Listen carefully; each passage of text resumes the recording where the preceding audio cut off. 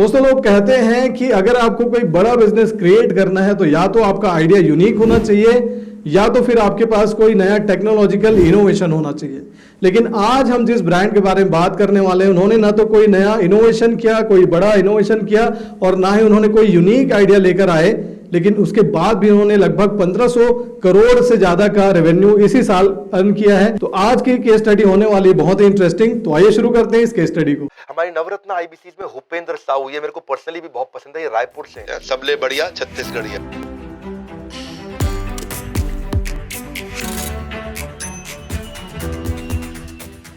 नमस्कार, मैं भूपेंद्र साहू, भारत का पहला नवरत्न बिजनेस कंसल्टेंट। तो दोस्तों आज जिस ब्रांड के बारे में हम बात करने वाले हैं उस ब्रांड का नाम है बोट। 2016 में जब अमन गुप्ता और समीर मेहता ने इस कंपनी की शुरुआत की थी तो उनका पहला प्रोडक्ट हुआ करता था एप्पल यानी कि आईफोन का मोबाइल चार्जर। और आज उनकी लॉन्च की हुई ब्रांड बोट जो कि म्यूजिक और मोबाइल एसेसरीज बनाती है वो इंडिया की नंबर 1 और वर्ल्ड की 5th लार्जेस्ट वियरेबल ब्रांड बन चुकी है। आज उनके डेली यानी कि हर रोज 10,000 यूनिट से ज्यादा की प्रोडक्ट सेल होती है। उनका जो टर्नओवर था 2020 में लगभग 708 करोड़ का था और 2021 में 1550 करोड़ का उन्होंने टर्नओवर किया। लगभग 70-80 करोड़ के आसपास उनका प्रॉफिट रहा है। और दोस्तों यही नहीं, ये कंपनी जब से स्टार्ट हुई है 2016 से, तब से लगातार 5 सालों से प्रॉफिटेबल रही है।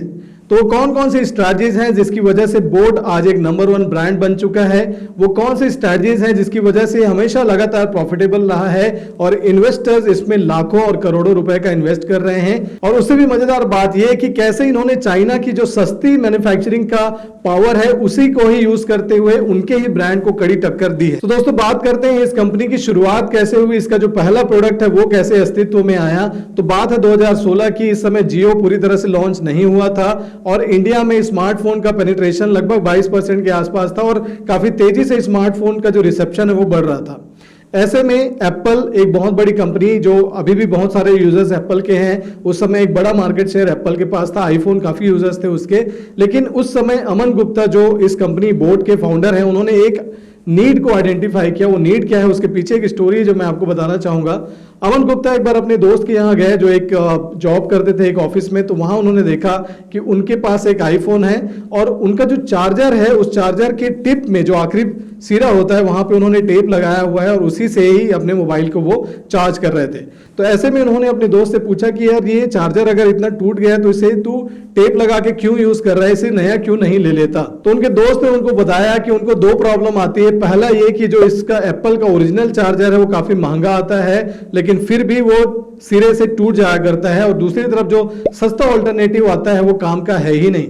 तो ऐसे में अमन गुप्ता जो कि शुरू से एंटरप्रेन्योरियल माइंडसेट के व्यक्ति थे, उनको एक बिजनेस आइडिया वहां पे दिखा और उन्होंने चाइना से ही मजबूत ड्यूरेबल एप्पल का आईफोन चार्जर इंपोर्ट करना शुरू किया जो लगभग 10,000 टाइम तक बैंड हो सकता था, उसकी कैपेसिटी ये थी और इसका मार्केट प्राइस रखा उन्होंने 1500 रुपए।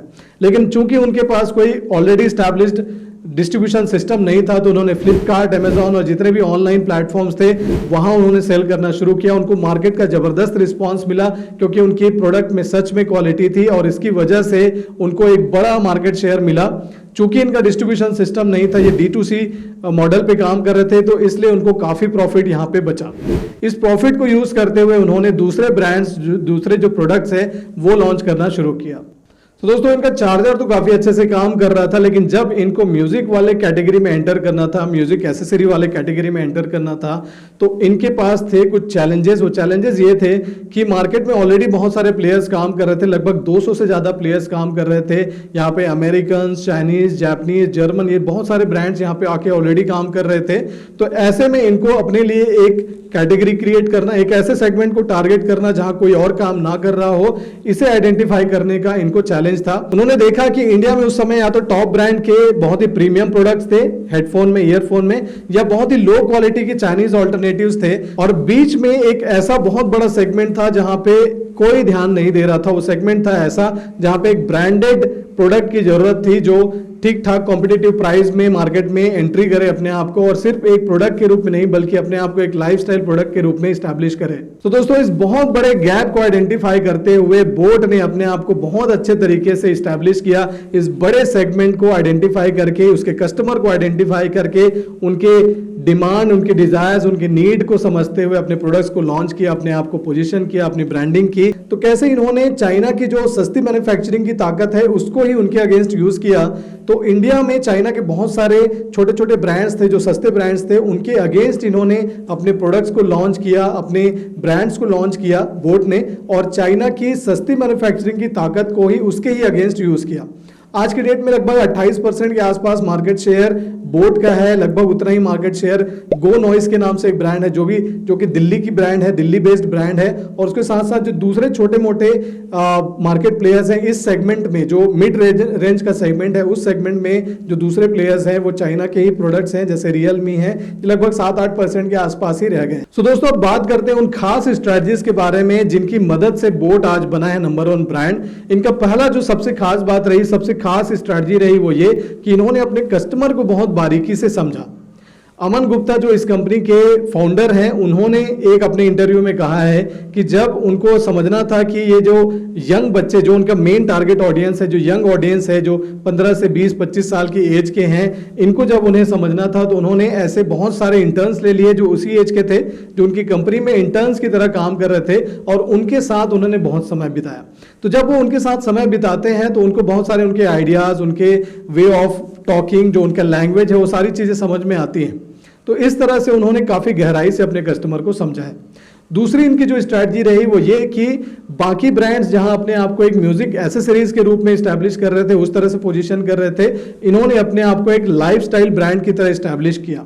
मैं आपको बता दूं कि अपने आप को एक लाइफस्टाइल ब्रांड के रूप में स्टैब्लिश करने के लिए उन्होंने लैक्मे फैशन वीक में ही अपने प्रोडक्ट्स को शोकेस भी किया, ताकि लैक्मे फैशन वीक जो कि ऑलरेडी लाइफस्टाइल और फैशन से रिलेटेड एक इवेंट होती है, तो उसमें जब उन्होंने अपने प्रोडक्ट को लॉन्च किया, वहां पे उन्होंने शोकेस किया, तो इसने उसे एक बहुत बड़ा इंपैक्ट दिया, एक बहुत बड़ा लाइफस्टाइल वाला जो कोशेंट है वो इनके ब्रांड में ऐड किया। इनकी तीसरी जो खास बात रही है इस कंपनी की, जो इनके डीएनए में है, वो ये कि ये जब भी एक प्रॉब्लम देखते हैं तो उसका सॉल्यूशन लाने के लिए कुछ ना कुछ नया इंप्रोवाइजेशन करते हैं। जैसे हमने देखा कि उन्होंने जब एप्पल आईफोन का चार्जर लॉन्च किया तो उन्होंने देखा कि प्रॉब्लम यह है कि वो सिरे से टूट जाया करती है, तो उन्होंने उसी प्रॉब्लम के अराउंड प्रोडक्ट लॉन्च किया।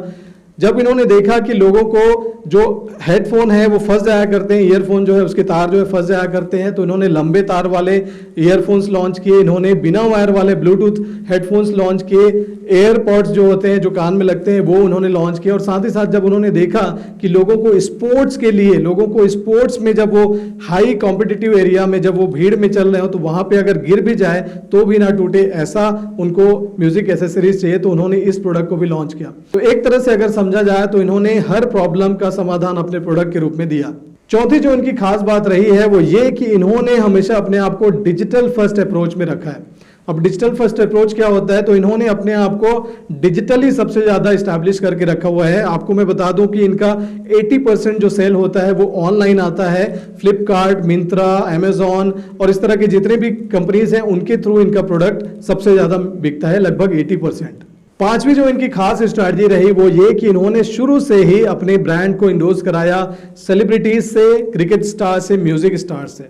तो इन्होंने सबसे पहले जैकलीन फर्नांडिस को हायर किया था एज अ ब्रांड एम्बेसडर, और उसके बाद इन्होंने बहुत सारे क्रिकेटर्स, म्यूजिशियंस, म्यूजिक स्टार्स और उसके साथ साथ बॉलीवुड सेलिब्रिटी कियारा आडवाणी, दिलजीत दोसांझ, कार्तिक आर्यन, नेहा कक्कड़, हार्दिक पांड्या, के राहुल, शिखर धवन, श्रेयस अय्यर, तरह के बहुत सारे लोगों को इन्होंने हायर किया और अपने ब्रांड को प्रमोट करने के लिए यूज किया। और इसके अलावा उन्होंने सोशल मीडिया के बहुत सारे इन्फ्लुएंसर्स को भी अपने ब्रांड के साथ एसोसिएट किया, जैसे भुवन बाम और इस तरह के बहुत सारे यूट्यूबर्स, उनको भी उन्होंने एसोसिएट किया। और उनके थ्रू जो मिलेनियल्स की क्राउड है, यंग जो इंडियंस है उनकी जो क्राउड है, उनके बीच में हाईली अपने आप को पेनिट्रेट किया। उसके साथ साथ बोर्ड की जो फोकस है वो मार्केटिंग के ऊपर बहुत ज्यादा है, और इसलिए ये हमेशा innovative, out of the box marketing भी करते रहते हैं। जैसा इन्होंने अभी रिसेंट जो आईपीएल हुआ था उसमें लगभग 6 अलग अलग क्रिकेट टीम को, अलग अलग फ्रेंचाइजीज को स्पॉन्सर किया था और बहुत सारे क्रिकेट स्टार्स को भी अपने साथ जोड़ा था। साथ ही साथ मार्वल कलेक्शन का इन्होंने एक नया लॉन्च किया था, और ऐसे बहुत सारे नए स्पेशल एडिशंस भी वो लॉन्च करते रहते हैं। दोस्तों वो 5 लेसन्स क्या है जो बोट के इस केस स्टडी से हम सीख सकते हैं। पहली चीज ये कि आपको नए आइडिया की जरूरत नहीं है, कोई नया बड़ा इनोवेशन करने की जरूरत नहीं है। अगर आपने मार्केट में एक नीड को समझ लिया और उस नीड को इस तरह से फुलफिल कर लिया कि कोई और उस तरह से नहीं कर पाता है, तो आपका बिजनेस हिट हो जाएगा। दूसरी चीज, आपको अपने कस्टमर को बहुत बारीकी से समझना आना चाहिए, उसके एस्पिरेशंस, उसके डिजायर, उसका जो बिहेवियर है, उसका जो पैटर्न है वो समझ में आना चाहिए, ताकि आप उसी से रिलेटेड प्रोडक्ट्स लॉन्च कर सकें। तीसरी चीज, differentiation is the key. Already market में प्लेयर्स होंगे, लेकिन अगर आप अपने आप को नए तरीके से इस्टेब्लिश कर पाते हैं, अपने आप को अगर एक नया कलेवर दे पाते हैं, जैसा बोट ने किया। बोट ने क्या किया, उसने अपने आप को एक लाइफस्टाइल प्रोडक्ट के रूप में लॉन्च किया, लाइफस्टाइल प्रोडक्ट के रूप में उसने इस्टेब्लिश किया। तो अगर आप अपने आप को डिफरेंशिएट कर पाते हैं, चाहे वो फिजिकल हो चाहे वो नॉन टेंजिबल, अगर आपका बेनिफिट है उस बेसिस में भी आप अपने आप को डिफरेंशिएट कर सकते हैं, तो ये आपके लिए बहुत अच्छे से काम करती है। और चौथी चीज ये कि स्पीड ऑफ इंप्लीमेंटेशन। बोट के साथ सबसे खास बात ये रही है कि उन्होंने तुरंत एक्शन लिया। जब भी उनको कोई नई नीड दिखी, कोई नया प्रॉब्लम दिखा, तो उसमें उन्होंने बहुत एक्टिवली, बहुत तेजी से काम किया। और पांचवी लर्निंग ये कि हमेशा मार्केटिंग को अपने फोकस में रखें और फुल ऑन मार्केटिंग करें। जब भी आप मार्केटिंग में तगड़े से काम करते हैं तो आपका जबरदस्त ब्रांड इमेज बनता है और लोग आपको एक बड़े ब्रांड के रूप में समझना शुरू कर चुके होते हैं। सो दोस्तों, मैं आशा करता हूं कि इस वीडियो को आपने पूरे ध्यान से देखा होगा और बहुत सारी लर्निंग ली होगी। इसे आप अपने बिजनेस में, अपने लाइफ में जरूर अप्लाई करें। जब भी कोई नया स्टार्टअप का आइडिया आए तो आइडिया पे मत टिके रहिए। कुछ एग्जीक्यूशनल, अगर आपने स्पीड ला लिया, अगर आपने एग्जीक्यूशनल डिफरेंस क्रिएट कर लिया, तो डेफिनेटली आप एक अच्छा बिजनेस क्रिएट कर सकते हैं। इस वीडियो को ध्यान से देखने के लिए, इसे और लोगों तक शेयर करने के लिए, लाइक करने के लिए और अपने सवाल, अपने जो सजेशंस है नीचे कॉमेंट में बताने के लिए आपका बहुत बहुत धन्यवाद। मिलते हैं अगले केस स्टडी में।